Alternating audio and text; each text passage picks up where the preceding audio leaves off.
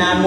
มึงโง่เห็นหน้ากูนะมึงจะใส่โมอยู่ในห้องมึงจะไปถามเลยกูจะไปหามึงต้องจื้อไหมหมูมึงจะไปพามึงไปหลังมึงจะสู้จะนั่งหลายจื้ออยู่แก่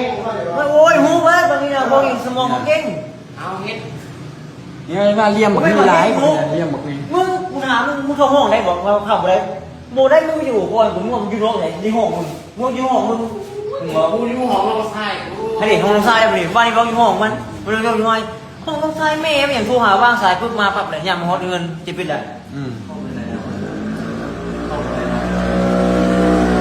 ห้องเราใช่อย่างไรมึงอย่างมึงเดี๋ยวปั๊บหามึงจะเป็นเลยมึงต้องใช่เลยโอ้โหมึงปาเก่งเนาะคือน้ำมันคือเรื่องของพระเจ้าก็เฮ็ดแน่หมดพวกนี้ทุกอย่างเลยมึงยังบ่กล้ายอมรับจักดีบักนี่ยอมรับเบิดเนาะบักนี่น่ะมันมีร้อยข้อมันจะย่อมตายหรอกนะน้ำมันมึงคิดได้ตายที่หัวชื่อนะข้าวมันก็ย่อมตายนะน้ำมันนี่นะนี่เราก็ตาย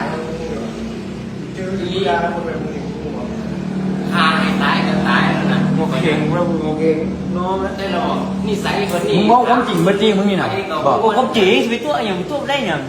ตัวมันได้ยังไงก็รู้ว่าดันทำไปกับหู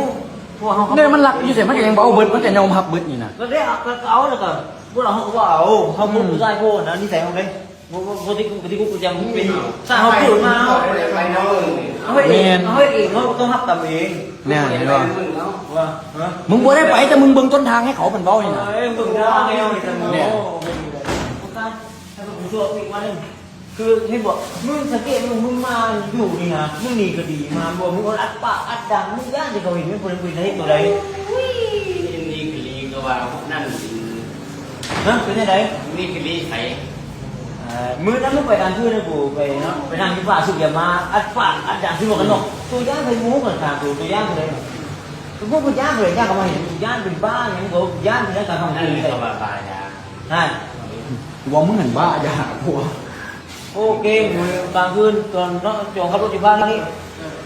มันไปหาเวียดนามจีนรักเล็กเขาไปเวียดนามบ่อยไปมัน